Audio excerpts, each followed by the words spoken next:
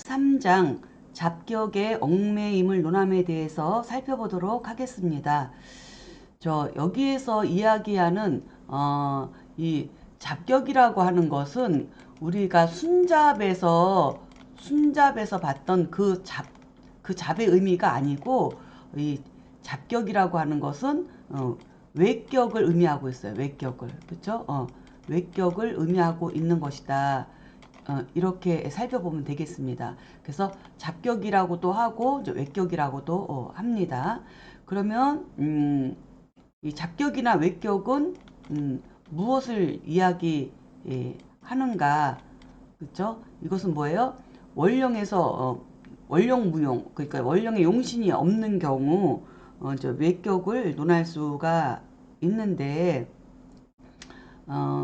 원령에서 용신이 없는 경우에는 비견원령 또는 겁재원령이나 양인원령에 출생한 사람들은 원령에서 써야 될 용신이 마땅치가 않다는 거죠. 그쵸? 이게 용신이 마땅치가 않아서, 용신이 없어서 이것은 그럴 때는 외격을 찾아서 격을 이루게 되는 것인데, 지금 여기에서 잡격의 얽매임을 논한다고 하는 것은 어떤 의미가 있냐면, 잡격을 부정하는 것이 아니라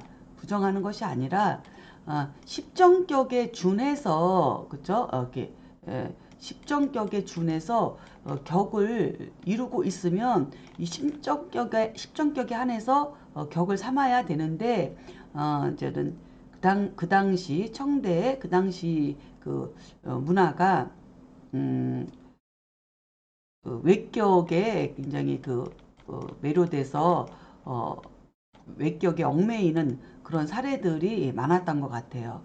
그래서 그러한 부분에 대해서 잘못된 것에 대한 것을 지금 이 장에서는 바로잡고자 논하고 있다. 그래서 이 부분을 알고 이제 수업에 들어가면 될 것 같습니다.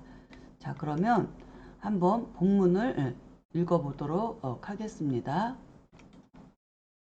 자, 팔자 용신 전빙원령 월무용신 시심격구 그랬습니다.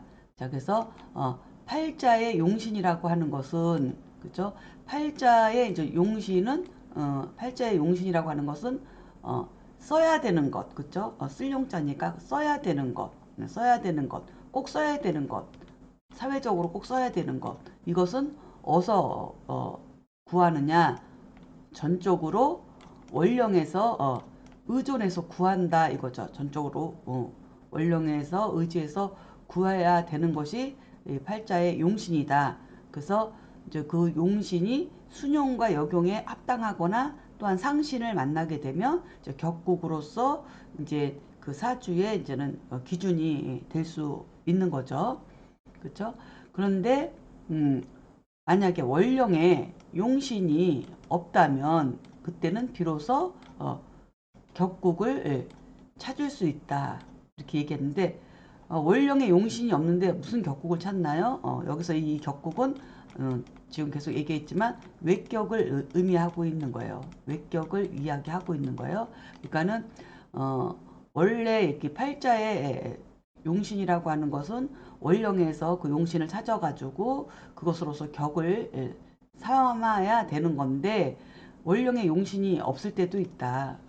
그럴 때는 비로소 그때는 외격을 찾을 수 있다. 그러면은 외격을 찾아서 성립시킬 수 있다. 그 얘기를 지금 하고 있습니다. 그래서 사주팔자의 격국은 오로지 원령에서 찾는다고 했는데, 원령에서 용신을 취하지 못할 때 비로소 외격을 논할 수 있다라고 해설을 달았습니다. 자, 다음 문장 살펴보도록 하겠습니다. 자, 원령 본야 끊었습니다. 그래서 원령은 뭐다? 원령은 모든 것의 근본이다. 재간과 같다. 그쵸? 원령은 근본이고, 그쵸? 그 다음에 외격 말야 그랬어요. 외격이라고 하는 것은 말단이다. 그러니까 원령 외에서 격을 취하는 것은 말단이다. 그 얘기예요. 지금 말단이다. 그래서 금인 불지 경중 군이 격국 잡가 실진 그랬어요. 그래서 지금 사람들은 가볍고 무거운 것에 대해서 알려 하지 않고 알지 못하고 그렇죠? 알지 못하고 무조건 어, 격국 여기서 얘기하는 격국은 외격 잡격을 이야기하는 거죠. 잡격에 군이 얽매이다 그렇죠? 이거는 그래서 잡격에 얽매여서 뭐냐면 가짜를 그쵸? 가짜를 잡고 진짜를 잃는 격이다. 잃고 있다. 그래서 그는 그 사주에서 전국 원령인데 그 원령에서 이제 용신을 찾아서 그것으로 격국을 삼아야 되고 그것이 근본인데 이제 요즘 사람들은 그러한 경중, 그에 따른 경중을 이렇게 찾아서 격을 성격시키려 하지 않고 그 외격이나 잡격에 얽매여서 신살에 얽매이듯이 그러한 풍조로 그런 외격에 잡격에 얽매여 가지고 진짜를 잃어버리고 가짜를 잡고 허상을 잡는 것과 같은 진실을 잃어버린 것과 같은 이렇게 이제 사주를 분석을 잘못하고 있다라고 지금 설명을 하고 있습니다.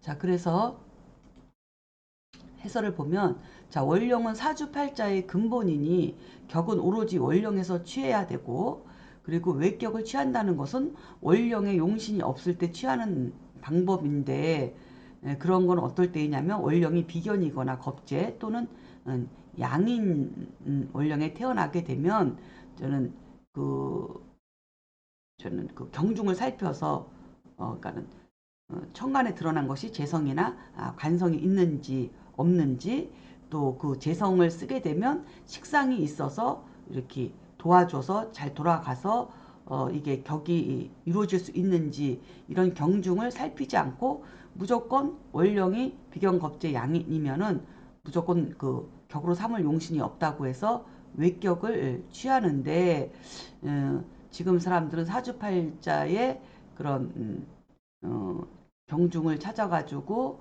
제 관을 찾아서 격을 정해야 되는 것을 알지 못하고 지금 그런 것조차 외면하고 가짜를 잡고 진짜인 양 사주 분석을 잘못하고 있다. 이런 부분에 대해서 지금 설명하고 있는 거예요. 자, 다음 문장 살펴보겠습니다.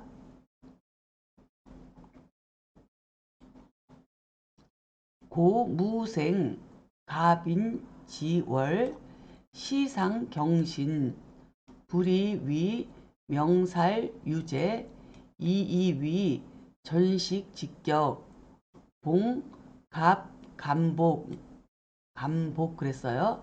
자, 어떤 경우냐면 고로 예를 들어서 무토일간이 갑인월에 이제 출생을 하고 시상에 경신을 갖고 있으면 경신이 있으면 분명히 이것은 분명히 살의 제함을 받았다고 여기지 아니하고 그렇죠? 이것을 갖다가 무조건 전식 격이라고 여겨서 그렇죠? 오히려 간목을 만나가지고 복이 감소되었다고 한다. 이렇게 이제는 사주를 분석을 했나 봐요. 자, 그럼 한번 잘 한번 볼까요? 우선 이거를 사주를 살펴보기 전에 전식격이 무엇인지에 대해서 우리가 일단은 알고 넘어가야 되겠죠. 자, 전식격이라고 하는 것은 이렇게 해설에서 이야기하고 있듯이 외격 가운데 이제 전식격이라고 하는 격이 있는데 이 전식격이라고 하는 것은 뭐냐면 시간의 식신을 말하는데 그러니까 시간의 식신을 갖추고 태어난 건데 이때는 반드시 일간이 무토일간이어야 되고 시간은 경신시에 태어나야만이 이게 전식격이 성격이 된다는 거예요. 그래서 이렇게 무토일간이 경신시에 이렇게 태어나게 되면 무토일간이 경신시에 태어나면 비록 식신이긴 하지만 이 경금이 을목을 천간합을 허공에서 끌어다가 을경합을 해서 이 무토가 이것을 정관으로 쓸 수 있기 때문에 이것은 귀하다 해서 이 전식격이라는 거를 이제 만들어낸 거죠. 그래서 이것은 그러니까는 경금이 그 을목을 합으로 끌어와서 무토의 정관으로 삼는다는 거예요. 그래서 그런데 조건은 뭐냐면 어디든지 연월 뭐 일시 어디에든지 뭐가 없어야 돼요. 목이라는 게 없어요. 관살이 없어야만이 이것이 이제는 성격이 된다는 거죠. 그리고 또 병화라고 하는 편인이 있어서 이 식신을 또 이렇게 탈식해 버리면은 이게 이제는 격이 성격되지가 않아요. 그래서 조금 까다롭긴 하지만 어쨌든 그랬을 때 이제 격이 이게 이제 전식격이라는 것을 이제는 이야기를 할 수 있는 건데 한번 여기서 지금 무엇 때문에 이걸 이제는 비판하고 있는지 한번 살펴보도록 하겠습니다. 뭐라고 이야기했냐면 무토일간이 그쵸 갑인월에 출생을 해서 경신시에 태어났다는 거예요. 경신시에. 근데 그쵸? 그러면 이거를 갖다가 이거는 갑인월에 태어났으면 월령에 이건 용신이 있는 거잖아요. 이것이 비견겁지 월령에 출생한 것이 아니고 이건 분명히 7살 월령에 출생해서 갑인으로 7살이 뚜렷하게 월간으로 드러나 있어요. 그럼 이건 7살격이에요. 그쵸?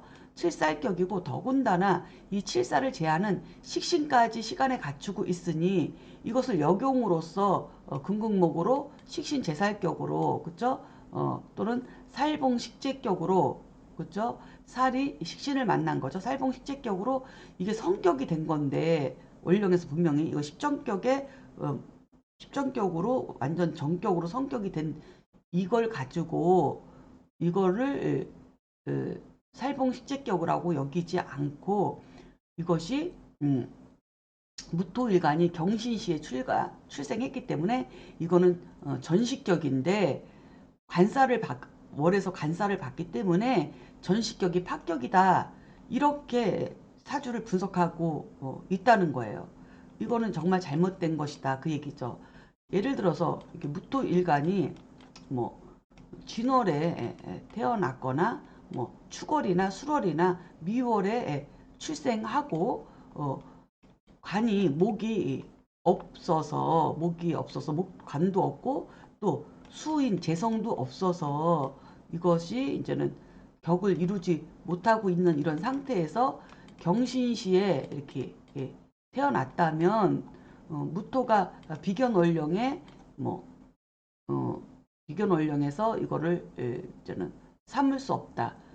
근데 이렇게 돼버리면은 경신시에 태어나도 이거는 신자진 삼합이 되기 때문에 이거는 진중의 개수의 정제격으로 진중의 개수를 격으로 삼아서 이거는 정제격의 이런 경우에도 식신을 갖다가 상신으로 쓸 수가 있는데 예를 들어서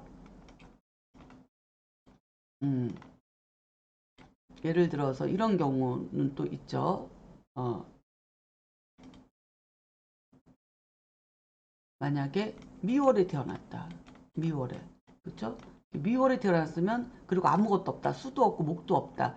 이럴 때 경신시에 태어났다면 무토가 미월에 태어나서 삼합도 없고 뭐 드러난 것도 목도 없고 수도 없고 그래서 비견월령에 이렇게 겁재월령에 태어나서 아무것도 없다. 그런데 경신시에 태어났다. 그러면 이걸 전식격으로 논할 수 있겠죠. 이거는 전식격으로 논할 수가 있겠죠. 하지만 지금 여기서 보듯이 여기는 분명히 뭐예요? 인월에 태어난 거예요. 갑인월에. 그럼 이건 칠살격의 식신으로 역용을 해서 살봉식재격으로 성격이 됐는데 이거를 무토의 경신시라고 해서 무조건 전식격인데 관사를 봐가지고 전식격의 파격이라고 논하고 있다는 거죠. 그럼 이거는 정말 잘못된 거잖아요. 이치상. 그쵸? 해도 너무한 거죠. 이걸 지금 말하고 있는 거예요. 잘못된 점을 이 부분에서. 그래서 해설을 보면 이제 무토일간이 갑인월에 출생하고 시상에 경신이 있으면 월령의 7살이 투간되어서 식신의 제함을 받아갖고 식신제살이나 살봉식재격으로 성격되었다고 해야 되는데 이거를 무조건 무토일간이 경신시에 태어났다고 해서 전식격으로 그걸 먼저 우선 그것을 먼저 살피고 그 다음에 사주의 관사를 받다고 해서 이것이 격이 파격이 돼서 복이 없다 이렇게 논하고 있다는 거죠. 이거는 정말 잘못된 거죠. 그거를 설명을 지금 하고 있는 거예요. 자, 다음 문장 살펴보겠습니다. 자, 병생 자월 시봉 사록 불이위 정관 직격 귀록 방신 이이위 일록 귀시 봉간 파국 그랬어요. 자, 이거는 또 무슨 내용인지 한번 보겠습니다. 자, 병화일간이 자월에 출생을 했다. 그쵸? 병화일간이 여기 보면 자월에 출생을 했어요. 그런데 시주에 사화의 록을 만난 거예요. 그쵸? 시주의 사화의 록을 만났어요. 이렇게. 그쵸? 이렇게. 이거를 이제 시에 있는 록을 저는 귀록이라고 하죠. 돌아올 기자를 써서 귀록이라고 하는데 어쨌든 간에 병화일간이 자월에 출생해서 시에 사화라고 하는 귀록을 만났고 또는 병화가 자기의 근을 만났다. 우리가 현대에서는 자기의 근을 만났다고 이야기를 하죠. 그쵸? 근을 만났어요. 그랬는데 그러면은 이걸 어떻게 해야 되냐면 정관격이죠. 그쵸? 정관격으로 여기지 않고 그쵸? 왜냐면 병화가 자월에 출생했으니까 이건 정관격이잖아요. 이거는 4월에 태어난 것도 아니고 5월에 태어난 것도 아니고 비견겁지 월령도 아니고 분명히 자오묘요 자월에 출생했으니 이건 월령의 용신이 있는 거잖아요. 자중의 개수가. 그래서 이건 정관격이에요. 분명히. 그쵸? 정관격으로 여기지 않고 뭐라고 하냐면 기록방신. 그쵸? 정확하게 하지 않고 이것을 그러니까 하지 않고 기록이 본신을 돕는다고 생각해야 되는데, 그렇죠? 자월, 정관격이 시의 근으로 출생했기 때문에 오히려 이 귀록이 일간, 약한 일간을 자월에 출생했으니 오히려 근으로서 일간을 돕는다고 여기지 않고, 그쵸? 돕는 것인데 뭐라고 했냐면 일간이 일간의 일간의 록 사와 일간의 록이 그쵸? 시에 있는 귀록으로서 뭐라면 정관을 만나가지고 격국이 파격이 되었다. 이렇게 사주를 분석했다는 거죠. 이런 식으로. 다시 정리하면 이 소리는 무슨 소리냐면 그러면 기록격이라는 걸 알아야 되겠죠. 그래서 자 기록격이라고 하는 것은 무엇이냐면 외격 가운데 기록격이라는 게 있는데 기록격은 뭐냐면 태어난 시간에 비견을 갖고 태어난 것을 기록격이라고 한다는 거예요. 그래서 기록격은 시지에서 록을 만나고 그 다음에 당연히 이 기록격이 성격이 되려면 사주 어딘가에도 관이 없어야 되는 거예요. 관사를 보지 말아야 되는 거죠. 그렇죠? 정관을 보지 않으면은 이게 성격이 된다는 거예요. 기록격으로. 그렇죠? 그래서 이 기록격이 성격이 되면 높은 벼슬에 오른다는 설이 있다는 거예요. 그렇죠? 그래서 이거를 근데 병화일간이 이렇게 자월에 출생했으면 이미 이건 정관격인데 그냥 정관격인데 근황한 정관격이다 하고 다른 글자들의 왕세강약을 살펴서 가볍고 무거운 걸 살펴서 성격과 그 다음에 그 고저, 그죠? 높고 낮은 거를 분석해서 유정, 무정, 유정, 무력을 살피면 되는데 이 정관격을 그냥 무시하고 일간이 시의 기록을 만났다고 해서 이걸 기준으로 기록격을 기준으로 해서 사주의 관사를 봤다고 해서 기록격이 파격이라고 얘기를 하고 있다는 거예요. 얼마나 엄청난 일입니까? 문제가 심각하죠. 그렇죠? 그래서 제가 이제 해설을 이렇게 달았습니다. 병화일주가 자월에 출생하고 사시에 태어나면 이제 격은 정관격이고 시지의 사화록은 일간의 근으로 작용한다고 보지 않고 일간의 록이 시에 있다고 해서 기록격이 정관을 만나서 파격이 되었다고 이렇게 분석을 하고 있다. 참 황당하죠. 엄청 황당하죠. 이게 이제 사주 명리 공부를 제대로 한 사람들은 이거는 정말 말이 안 되는 건데 그렇게 그 황당한 일들이 있었나 봐요. 자, 그 다음에 여기 당구장 표시를 우리가 참고해 볼 만하죠. 자, 비견이라고 하는 것은 일간과 음양오행이 같은 거죠. 이 비견이 이 연지에 있을 때는 이 세록이라고 이름을 붙이고요. 월지에 있을 때는 세울건자를 써서 걸록이라고 하고요. 일지에 있으면은 이것을 전록, 오로지 전자를 써서 전록이라고 하고요. 시지에 있을 때는 이것을 기록이라고 한다. 그래서 이렇게 명칭이 록에 대한 명칭을 록은 워낙 저는 귀하다 보니 그 나와 똑같은 음양오행의 뿌리가 연월일시 어디에 있느냐에 따라서 그 명칭이 다 다르다는 거 요거를 참고하고 가시면 될 것 같습니다. 자, 그래서 이런 것도 합격이라고 한다. 그러면 이거를 정관격에서 뭐 이 정관격인데 뭐 다른 곳에서 뭐 그렇죠? 뭐 기토를 봐서 상관경관이 되어서 뭐 합격이 됐는지 또는 뭐 또 이제 뭐야 이 다른 곳에 이제 인성을 목을 만나지 못해서 간인상생으로 이어지지 않고 사주 전체가 다 물기운으로만 있어서 뭐 문제가 됐는지 이런 거에 대한 것을 그, 그 성패나 고절을 살펴보지도 않고 무조건 시에 기록이 있다고 해서 기록격을 기준으로 해서 정관을 봐서 합격이라고 하는 것들은 정말 잘못된 것이다 라는 것을 다시 한번 또 설명을 드렸습니다. 자, 다음 문장 살펴보겠습니다. 신일 투병 시우무자 그쵸? 불이위 신일 득관 봉인 이이위 조양직격 인병 무성 그랬습니다. 자, 이건 또 얼마나 또 황당한 일인가 한번 살펴봐야 되겠네요.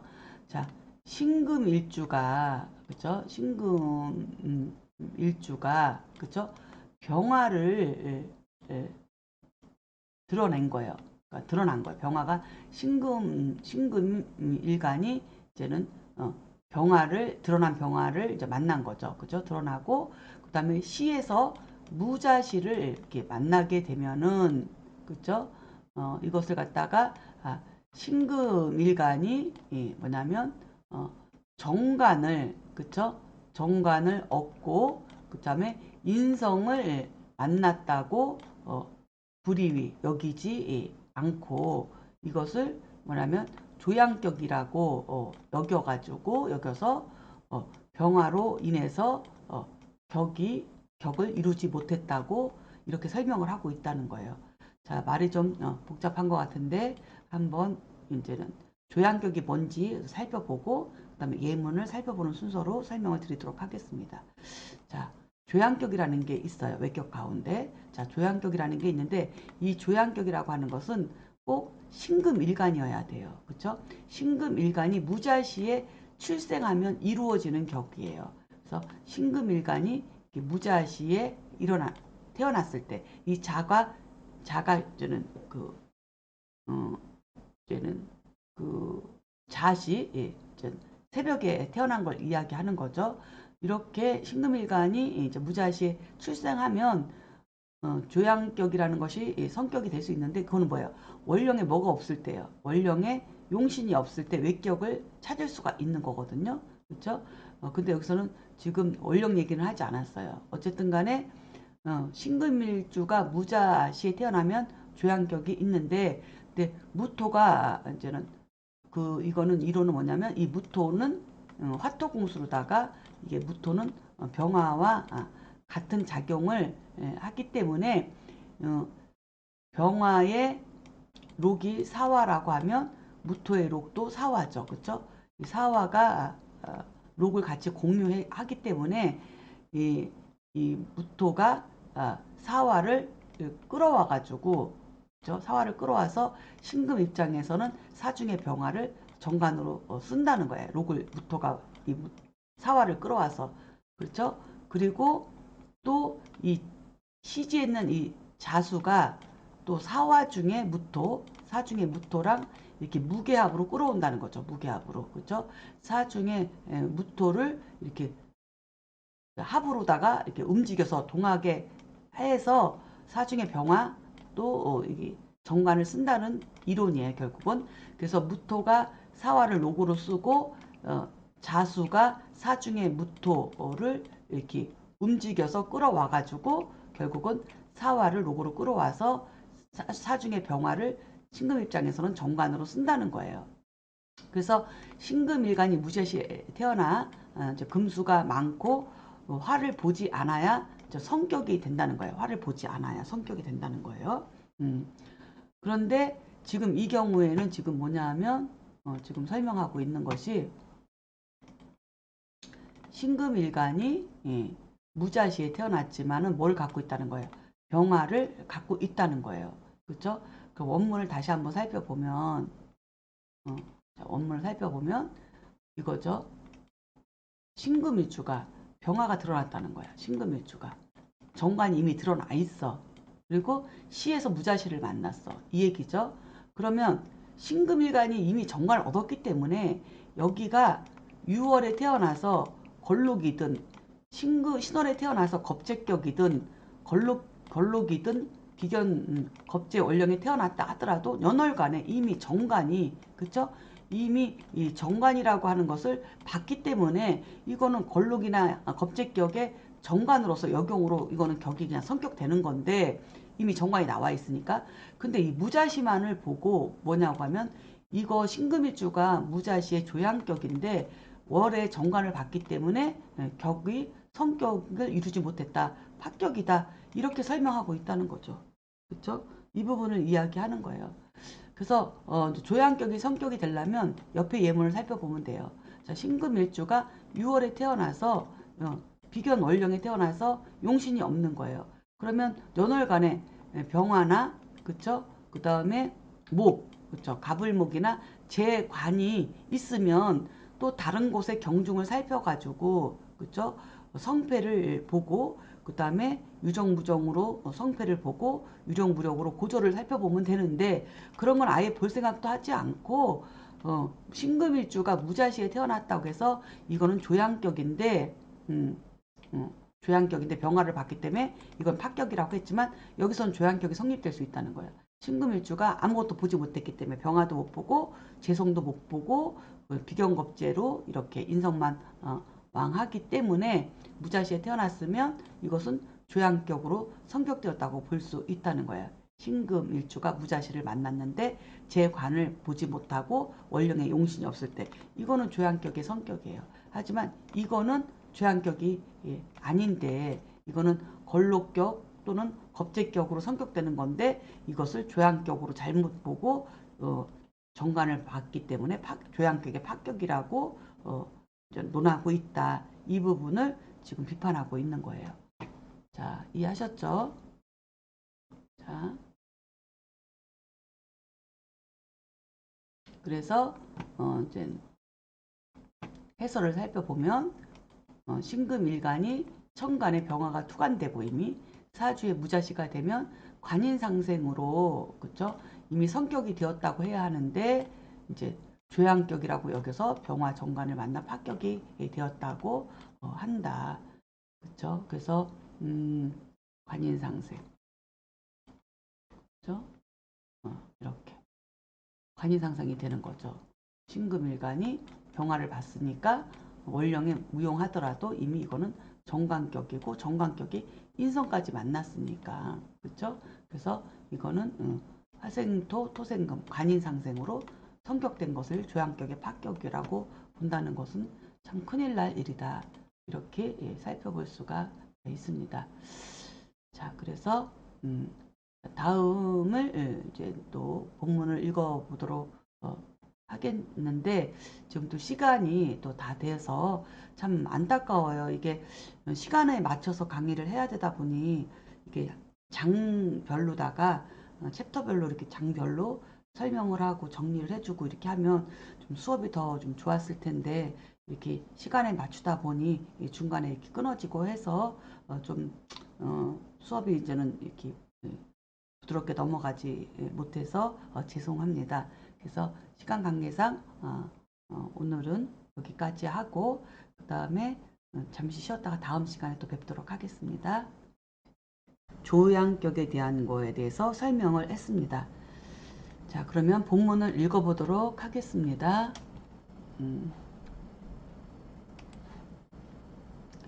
재봉 시살 불이위 생살 공신 이이위 시상 평관. 자, 번역을 해보면 재성이 그쵸 시간에서 살을 만나게 되면 그쵸 그러면은 살을 생함으로 해서 그쵸 몸을 친다고 그쵸 몸을 친다고 여기지 않고 시상 평관이라고 여긴다. 그러니까는 시상평관이라고 여긴다. 이 얘기는 뭐냐면 시상평관격 그러면 굉장히 귀한 격으로 일단은 그렇게 인식을 하고 있는데 지금 여기서 심효천 선생님이 말씀하시는 것은 이거에 대해서 문제는 뭐냐면은 그 시상평관격이 그 잡격이나 외격으로 물론 그 큰 성공과 권한을 질 수 있는 격이라고 하더라도 일단은 일과 월 그리고 사주 전체에서 왕세 강약 생화극제에 따른 왕세 강약을 살펴보지도 않고 무조건 시간에 평관이 드러났다고 해서 그것을 무거움과 가벼움 그쵸 이런 거에 대해서는 생각하지도 않고 무조건 귀격으로 논하고 있다는 거에 대해서 지금 비판을 하고 있는 겁니다. 그래서 여기 예문에서 보듯이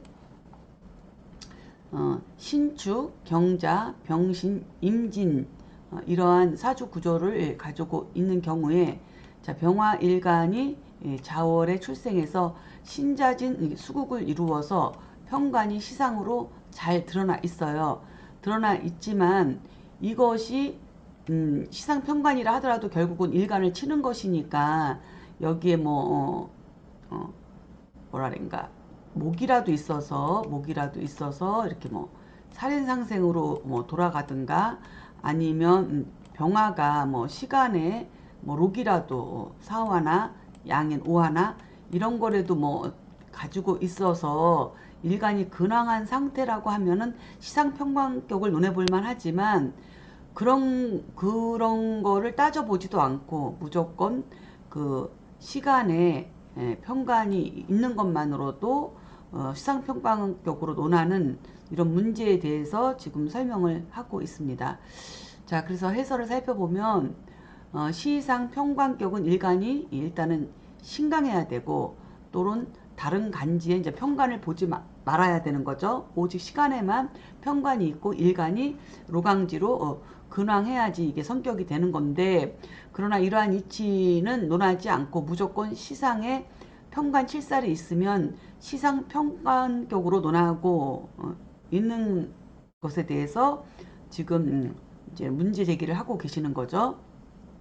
일간이 근으로 왕하지 못하면 재성이 살을 생화하여 일간을 파극하니 몸을 상하게 하고 결국에는 비난한 삶을 살게 되는데 이런 걸 돌아보지도 않고 무조건 그 시상평관격이라고 논한다에 대해서 지금 비판을 하고 있습니다. 자, 다음 문장 살펴보도록 하겠습니다.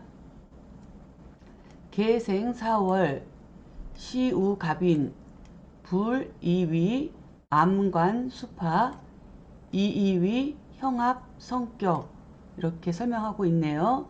자, 계수 일간이 4월에 출생하고 시에 갑인을 만나게 되면 그죠? 암관이 파손된 것을 라고 여기지 않고 형합격이 성격되었다고 여긴다. 이렇게 설명하고 있습니다. 우리가 앞에서 공부했듯이 이 격이라고 하는 것은 그 형이나 충을 만나면 파격이 되는 것인데 지금 여기에서는 오히려 이렇게 인사형으로 월지 격이 형으로 합격이 됐는데도 불구하고 이것을 그렇게 여기지 않고 이것이 형합격이 성격되었다고 여긴다. 이걸 지금 설명하고 있습니다. 예를 들어서 이 가운데에 여기에 뭔가 있어서 뭐 오화가 있든지 그쵸? 또는 뭐 유금 같은 게 있어서 사유축이나 뭐 인호술로다가 형합이 해소되었다면 이것은 그냥 정제격이 상관을 보고 성격이 된 거니까 이것은 제격이 식상이 투에서 성격됐다고 해서 제투 식상격으로 성격된 것으로 이야기를 하면 되는데 이것을 가지고 일단 형을 만났다고 해서 이것을 형합격으로 논한다는 거죠. 이런 것은 이치에 맞지 않는다. 이런 설명을 지금 하고 계시는 겁니다. 그래서 자 외격 가운데 형합격이 있는데 형합격이라는 것은 개수일간이 4월 갑은시에 출생하면은 성격이 된다고 이렇게 딱 정해 놓은 거예요. 이유는 여기 이제 이유가 있겠죠.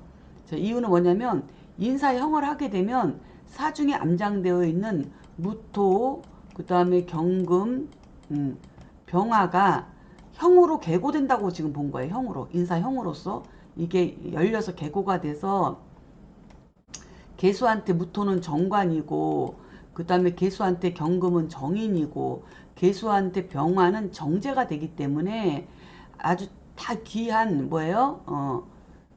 재성, 관성, 인성, 재관인이라고 하는 이 삼기성 가장 귀한 이 세 개의 육신을 형으로서 이거를 열어서 다 쓸 수 있는 것이다 라는 이유로 해서 이것을 형합격이라고 한다는 거죠. 형합격이라는 그런 격으로서 이제는 이거를 정했는데 이거는 그냥 제투 식상격이에요. 제투 식상격에 이 사와 재성이 천을귀인이기 때문에 그쵸? 천을귀인의 사중의 무토 정관이 그 초기에 굉장히 강하게 작용하고 있기 때문에 이 사주는 형합격이라는 건 붙이지 않아도 이 개수가 4월에 갑인시에 태어나면 이 사주는 귀할 수밖에 없어요. 그런데 이것을 그러한 이치를 따지지 않고 본래 십정격에 속해 있는데도 불구하고 이런 사주를 보고 귀하니까 이것을 형합격이라고 하는 것으로 그들이 만들어내지 않았나 이렇게 예측해 볼 수가 있습니다.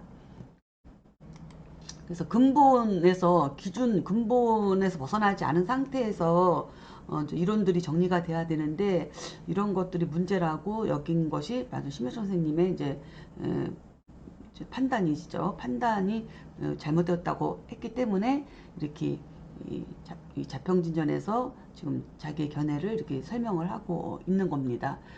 그래서 개수일간의 4월에 출생하면 그냥 정제격이고요.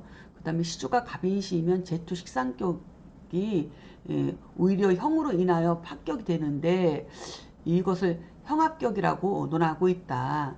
근데 이제 이 사이에 뭔가 있느냐에 따라서 형이 해소되면 이것은 아주 귀한 이 자체로 제투 그러니까 뭐야 제투 식상격으로 굉장히 귀하고 부귀한 사주가 이루어지는 거는 마땅한 것이다, 당연한 것이다.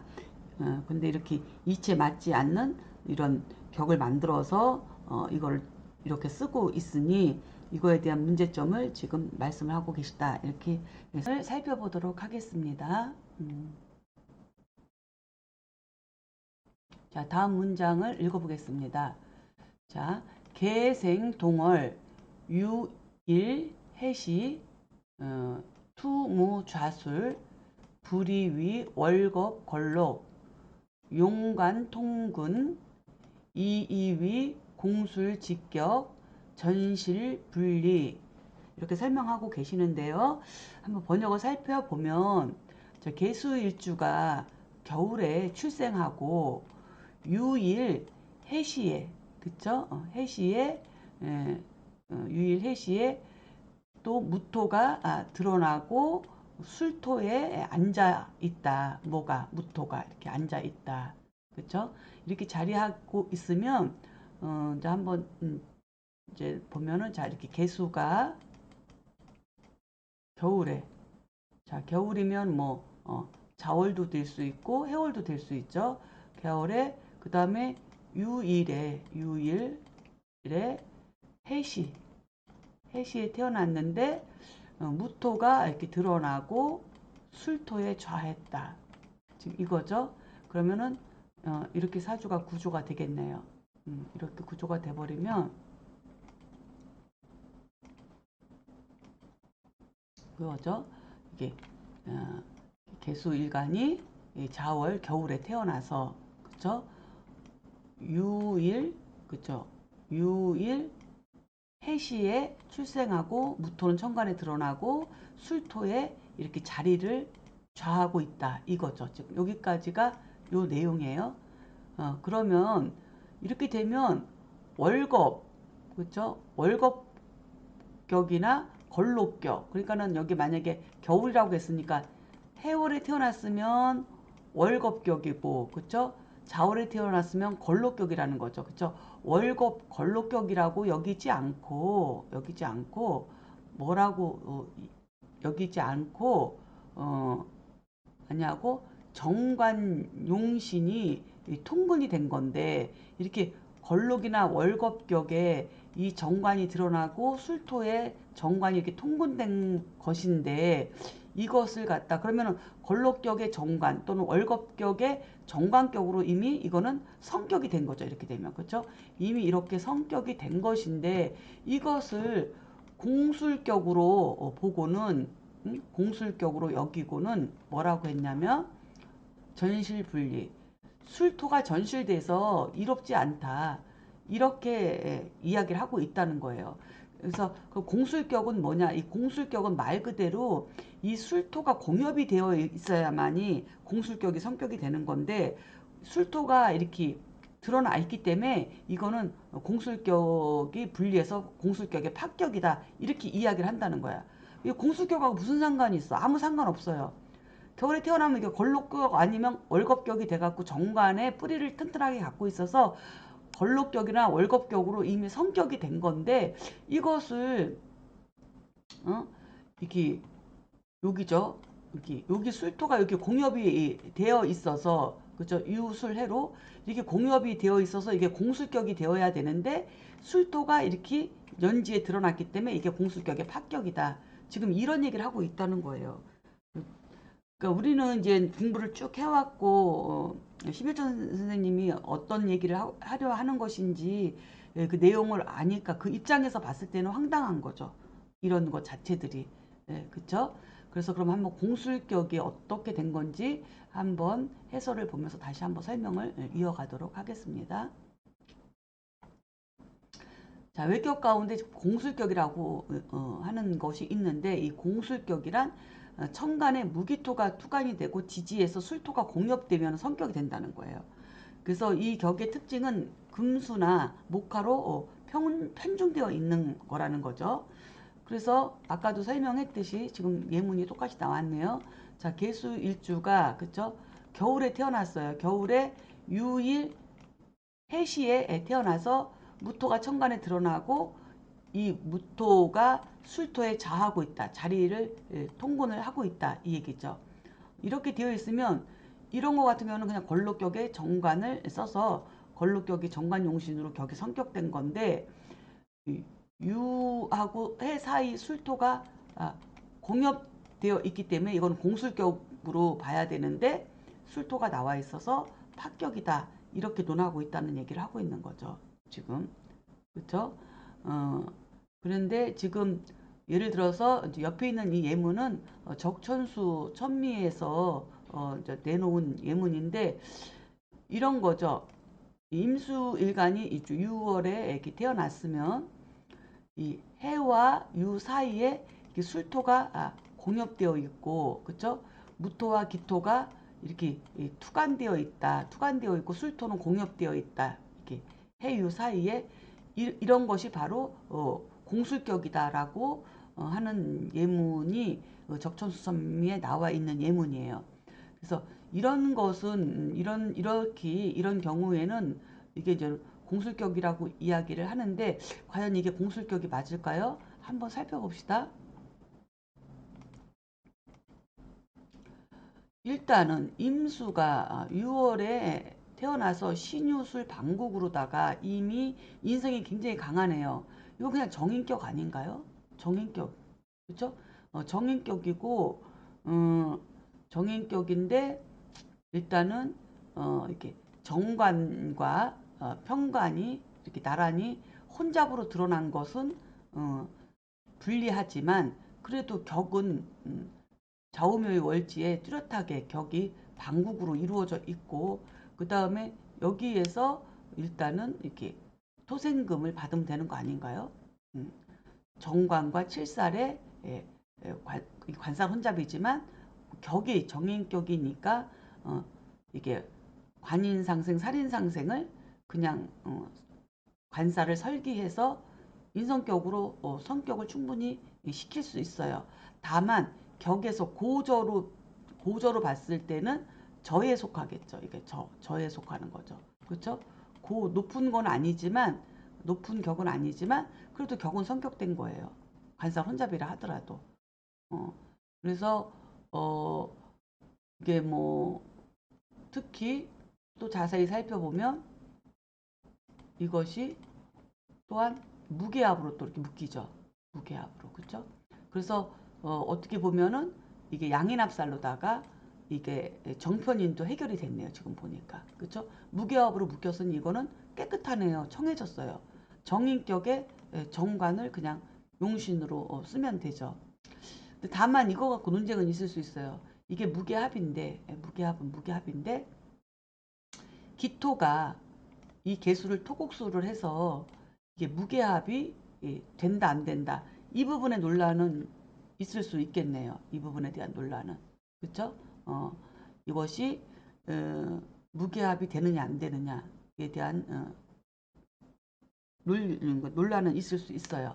하지만 이렇게 때로는 이 기토가 이렇게 멀리 떨어져 있어 가까이 있으니까 이거는 토국수를 하기 때문에 이거는 천간합은 안 된다고 봐야죠. 이런 게 조금 어렵죠. 그러니까 뭐란가 논란은 있을 수 있지만 이런 게 좀 어려워요. 왜냐하면 이게 무기합은 분명히 되는 거예요. 무기합은 분명히 되지만 이 기토가 이렇게 좀 멀리 떨어져 있는 게 아니고 이 개수 가까이에서 극을 하고 있기 때문에 이거는 합이 이제 안 된다고 봐야죠. 그러면 얘는 제극긴 하고 어쨌든 살인상생 그렇죠? 살인상생으로다 이거 살인상생으로 이거는 그냥 정인격으로다가 살인상생의 정인격으로 성격이 되었다고 볼 수 있어요. 앞에서는 얘가 토국수 뭐 하느라고 이게 토국수가 6월이라서 얘가 과연 토국수가 될까 토생금을 할까 또 이 문제에 또 봉착하게 되네요. 그래서 이거는 대운의 영향을 많이 받겠지만 엄격하게 따지면 토국수를 하면 합은 안 되는데 얘가 토생금을 하면 이건 합은 되는 거죠. 토생금 하느라고 토국수를 안 하면. 그러니까 다시 돌아와서 제가 판단하기에는 얘는 토생금을 한다고 판단이 됩니다. 얘는 토국수 하려다가 월령이 금이니까 토생금으로 가고요. 그렇죠? 또 이가 이제 기토는 정화와 같으니까 그렇죠? 정화는 또 유금의 또 장생지잖아요. 음간에. 그래서 토생금으로 가고 얘는 무게합으로 묶이고 그래서 관인상생으로 성격이 되었다고 보는 게 맞습니다. 그래서 공엽이 되어 있으면 그냥 공엽된 거에 대해서만 쓰면 되는 거지 이거를 공술격이라고 하는 것 자체는 이치에 맞지 않는다. 왜? 십정격이 있는데 격이 있고 상신까지 갖추고 있는데 이거를 갖다가 외격을 쓴다는 것은 문제가 있다. 제가 판단하기엔 그렇습니다. 이렇게 정리를 했습니다. 다시 정리를 해드리면 이게 적천수천미 예문이긴 하지만 이거는 저는 공술격으로 마땅하지 않다고 본다. 이유는 외격이라고 하는 것은 십정격이 이루어지지 않았을 때 월령의 용신이 없었을 때 외격을 쓰는 것이 기준인데 얘는 이미 뭐 성격이든 파격이든 이미 뭐예요? 정인격으로다가 뚜렷하다. 신유술. 그쵸? 방국을 좌우묘유로 가지고 있으면서 얘는 그냥 정인격이다.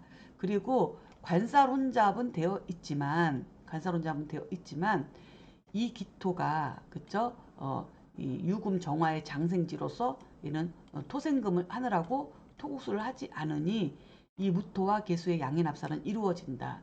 그래서 얘는 정인격의 정관의 상생을 받아서 토생금 금생수로 관인상생으로 이거는 성격이 되었다고 봐야 된다. 이렇게 판단을 해볼 수 있겠습니다. 자, 다음 문장 살펴보겠습니다. 다음 문장. 자, 신일, 좌축, 인년, 해월, 묘시, 불이위, 정제, 직격, 이이위, 전실, 공기 이렇게 설명하고 있네요. 자, 이 소리는 뭐냐? 신금일간이 그쵸? 신금일간이 축에 좌하고 그쵸? 그리고 인년에 해월에 묘시에 출생했다는 거죠. 그러면은 여기 이제는 아래 예문이 있죠. 신금일주가 축에 좌하고 해월에 묘시에 태어났어요. 해묘미 삼합이 되네요. 그리고 인년에 출생한 거예요. 인년에. 여기 인년까지 출생을 했어요. 이게 여기까지 이 예문을 설명한 거예요. 그러면은 이것은 뭐예요? 금수 금수 상관격이죠. 그렇죠? 금수 상관격인데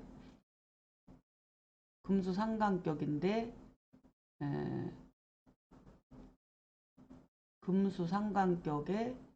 상관생제로 그렇죠? 이게 수생목으로 바뀌었으니까 변화했으니까 이거는 상관생제격으로 성격된 거예요. 상관생제격으로. 그렇죠? 상관생제격으로 성격되어 있는데 이것을 정제격으로 여기지 않고 이거는 좀 잘못된 것 같아요. 정제격이라고 여기지 않고 뭐냐면 공기격이 그쵸? 공기격이 전실되었다고 여긴다. 전실되었다고 여긴다. 그러니까 이거는 공기격인데 공기가 전실돼서 파격이다. 이 인목을 이야기하는 것 같아요. 자, 그러면은 한번 공기격이 뭔지부터 살펴볼까요? 자, 외격 가운데 공기격이라는 게 있는데 이 공기격은 일지와 시주 사이에 옥당 천을기인을 끼고 있으면 성격이 된다는 거예요. 옥당 천을기인. 일지와 시지. 그쵸? 일지와 시지 사이에 뭐가 있어야 된다고? 인목이 있어야 되겠네요. 그쵸? 신금 일간에게는 천을 기운이 뭐야? 인목하고 뭐예요? 오화가 천을 기인이죠. 신금한테. 근데 축토하고 묘시, 축일에 묘시에 태어나면 여기 공엽이 되죠. 인목이. 그렇죠? 그래서 기인이 천을 기인이 여기에 공엽이 되어 있다는 거예요. 근데 공엽이 되어서 이거는 원래는 공기격으로다가 천을 기인이 공엽되어 있는 공기격인데 이 인목이 연지에 인으로 전실돼 가지고 채워져서 이것이 합격이다. 이 얘기를 한다는 얘기죠, 지금. 그렇죠? 그래서 더 자세히 살펴보면 예를 들면 갑자일, 병인시. 그러니까 갑자일에 병인시면은 그렇죠? 이렇게 갑자일에 병인시에 태어나면 여기 뭐가 공엽되어 있어요? 자축인. 축토가 공엽되었죠. 이 축토가 그냥 축토가 아니고 간목한테는 이게 천을귀인이죠. 그렇죠? 그래서 갑자일에 병인시에 태어난 사람들 이런 것들은 공기격이라는 거예요. 그리고 갑인일에 갑자시. 그렇죠? 이렇게 갑인일에 갑자시 같은 얘기죠. 갑인일에 여기 이거 뭐야? 축토가 또 공엽되어 있어요. 그렇죠? 그러니까 간목한테 이건 천을귀인이니까 이런 식이에요. 그래서 갑자일에 갑인시 그리고 갑인일에 갑자시 얘는 축토 귀인이 공엽이 된 것이다. 그리고 또 무신일에 무오시와 또는 무오일에 경신시에는 또 뭐가 미토가 천을기인으로 공엽된 거죠. 그렇죠? 이것도 지금 똑같은 이치예요. 천을기인들은 다 아시죠? 그러니까는 간무경은 충미니까 그쵸? 그래서 간목이나 무토나 경금은 천을기인이 충미란 말이죠. 그러니까 무신일 그쵸? 이렇게 무신일에 무오시에 태어나면 무토일간이니까 미 오미신 여기에 미토가 이렇게 공엽되어 있다는 거예요. 그렇죠? 근데 이제 무토일주는 뭐예요? 미토가 천을기인이잖아요. 그래서 오하고 신 사이에 미토가 공엽되어 있어서 천을기인이 공엽되어 있다는 거죠. 이런 이치라는 거예요. 그렇죠? 그래서 간무경은 충미 또 뭐가 있나요? 천을기인 다 아시나요? 한번 잠깐 한번 살펴보고 갈까요? 모르시는 분도 있을 테니까 한번 살펴보고 가겠습니다. 그래서 간무경은 충미, 그 다음에 을기는 자하고 신이 천을기인이죠.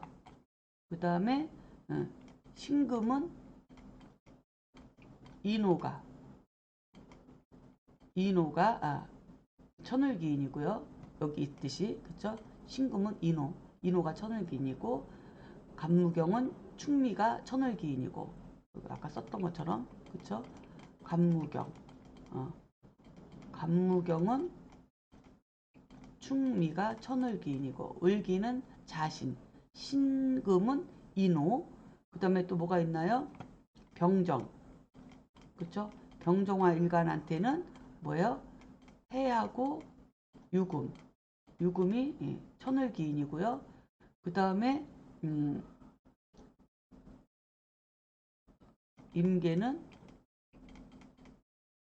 임계수 일주한테는 사화와 묘목이 천을기인이죠.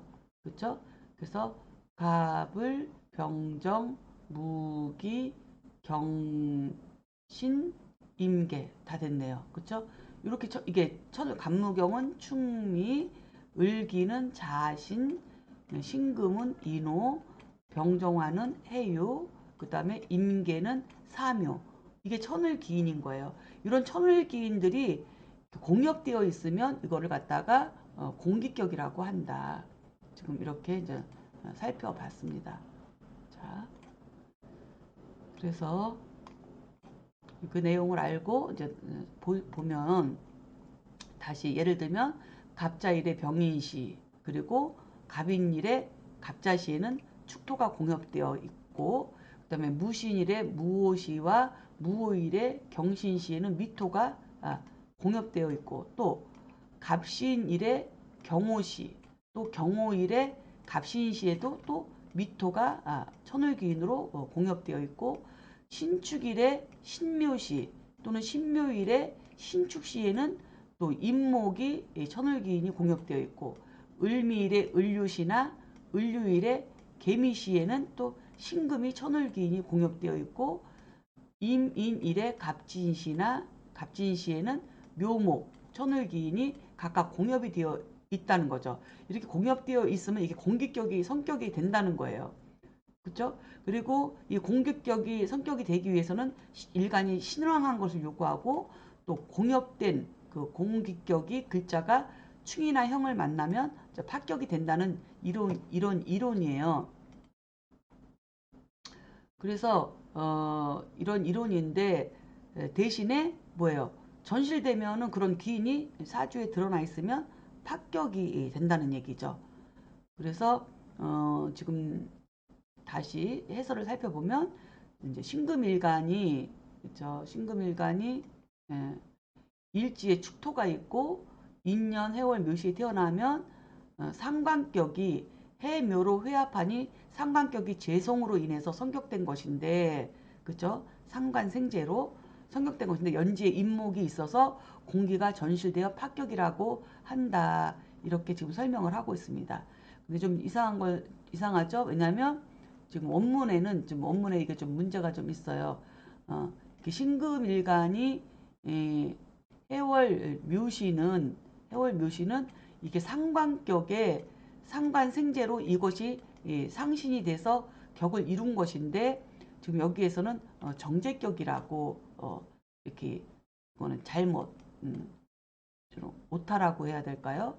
아니면 비문은 아니고 미문에 문제가 있는 건 아니고 이거는 잘못 쓰여진 거예요. 착각 쓰다 보면 착각될 수가 있으니까 이건 정제격이 아니고 이건 상관격에 이게 상관격이 이제 재성으로서 상관생재로서 격이 성격된 것이다. 그래서 이건 그냥 상관생재격인데 이 축하하고 묘 사이에 천을기인 인목이 공엽되어 있는 것이 이렇게 드러나 있다고 해서 이걸 공기격의 파격이라고 이렇게 이야기하는 것은 이치에 맞지 않고 바람직하지 않다. 이렇게 설명을 드릴 수가 있습니다. 그래서 제가 여기다 추가로 적어 드릴 것은 여기다가 이제 그 부분을 설명을 해드려야 되겠죠.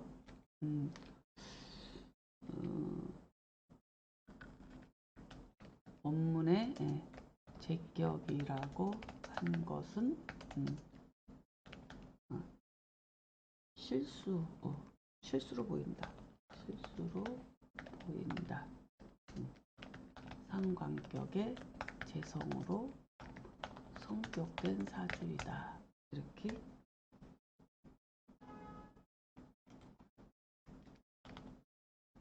제격이라고 한 것은 실수로 보인다. 상관격의 재성으로 성격된 사주이다. 라고 다시 한번 해설을 좀 추가로 달았습니다. 자, 다음 또 문장 보겠습니다. 이렇게 저도 책을 이렇게 많이 써보진 않았지만 뭐 이제 두세 권밖에 뭐 낸 건 없지만 한다고 해도 교정을 보면 한도 끝도 없어요. 그래서 내가 왜 이렇게 무슨 정신으로 이렇게 엉뚱한 얘기를 써놨지? 이런 게 뭐 많아요. 그래서 참 책을 참 함부로 내면 안 되고 참 시간이 걸리더라도 계속 교정을 보고 하지만 인간이다 보니까 실수를 완벽하게 안 할 수는 없죠. 그래서 계속 개정판이 이제 필요한 거고 그러면서 그렇다고 계속 개정을 하면 안 되겠지만 어쨌든 가끔은 저도 죄송한 마음이 있습니다. 그래서 그와 같지 않았을까. 왜냐하면 여지껏 쭉 격국의 성패에 대해서 논했는데 그거는 누가 봐도 잘못 쓴 거죠. 순간 실수로 잘못 쓴 것이다. 이렇게 우리가 이해를 하면 될 것 같습니다. 자, 다음 문장 살펴보겠습니다. 을봉인월 시우병자 그렇죠? 불이위 목화통명 이이위격 성서귀 그랬어요. 자, 이거는 무슨 내용이냐 면 을목일간이 인월을 태어난 게 아니라 여기서 이제 만난 걸로 또 이렇게 문장을 또 바꿨네요. 항상 이렇게 생자를 썼다가 봉자로다가 그래서 을목이 인월을 만나서 그렇죠? 인월을 만나고 그 다음에 병자시를 또 만난 거예요. 그렇죠? 이거는 만날 봉, 이거는 뭐 만날 후 뭐 이렇죠. 그래서 어쨌든 병자시를 또 만난 거예요. 그렇죠? 그러면은 이거를 뭐라고 해야 되냐면 이제 아래 예문이 있네요. 자, 을목일간이 이제 인호를 만나고 또 병자시를 또 만났다. 이렇게 되면 이거는 그냥 목화통명으로 그죠? 인월에 아직 날씨가 얼음이 다 녹지 않은 이런 입춘절기 날씨에 을목이 그죠? 병화를 봤으니 이거야말로 목화통명인데 그 목화통명하고 금수상함은 저기 뭐야 그 십정격은 아니지만 유독 자평진전에서는 이 두 가지를 격처럼 인정하고 있죠. 금수상함격, 목화통명격으로 그렇죠. 그래서 이렇게 태어나면 목화통명으로 여기지 않고 그냥 목화통명격인데 이거 이 자체가 목화통명인데 목화통명으로 여기지 않고 뭐라고 여기냐면은 서기격, 그쵸? 서기격의 성격이 되었다고 여긴다는 거죠. 서기격으로 성격되었다고 여긴다는 거예요. 그래서 이것도 잘못되었다라고 지금 이제 설명을 하고 있습니다. 자, 그럼 서기격이 뭔지 한번 알아봐야 되겠죠? 자, 외격 가운데 이제 서기격이라는 게 있는데 서기격이라는 것은 을목일주가 무자시로 구성된 거예요. 무조건 을목일주가 병자시, 그쵸? 병자시에 태어나면 이 자가 쥐이기 때문에 이제는 이거를 쥐서자를 넣어서 이제 쥐서자를 넣고 그 다음에 을목한테 자는 이제 천을기인이니까 두 개를 합쳐갖고 이제는 서기격, 그쵸? 쥐가 천을기인이 있기 때문에 이걸 써서 격을 이제는 병명을 만드는 거죠. 그래서 자는 쥐가 되고 천을귀인이 되어서 서기격이라고 한다. 특징은 사주팔자에 수목이 많은 것이고 그다음에 인수와 비고분을 기뽀하고 재관과 식상운을 꺼리는 것이 이 서기격의 특징이다. 이렇게 설명을 하고 있습니다. 그래서 을목일간이 일단은 병자시에 태어났으니까 이거는 그냥 서기격이다. 이렇게 설명을 한다는 거예요. 근데 이거는 그냥 우기는 것 같지는 않죠. 왜냐하면 겁재월령이니까. 그렇죠? 그거는 겁재월령인데 겁재월령이면 재관이, 그렇죠? 관성이 드러나면 당연히 격은 그 자체로 성격이 되지만 재성이 드러나 있고 식상을 만나면 이것도 이제는 성격이 돼야 되는데 식상은 나와 있는데 재성이 없으니 이거는 그냥 서기격이라고 얘기를 해도 큰 문제는 없을 것 같아요. 제가 보기에는. 왜냐하면 원래 저 겁재월령에 쓸 수 있는 재관이 없기 때문에 그냥 이거 서기격이라고 해도 마땅하게 볼 수 있는데 지금 여기 심혜점 선생님은 인월이기 때문에 이거는 그냥 목화 통명으로 그냥 이거는 귀격으로 목화 통명의 귀격으로 봐도 되는데 이걸 굳이 서기격이라고 한다 이거죠.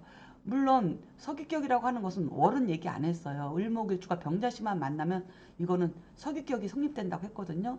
그래서 인월이 이제는 인월이 아니고 이제 다른 월이라고 한다면은 비견겁제 월령이 아니니까 또 월령에 용신이 있게 돼서 또한 서기격이 성격이 되지 않겠죠. 그렇죠?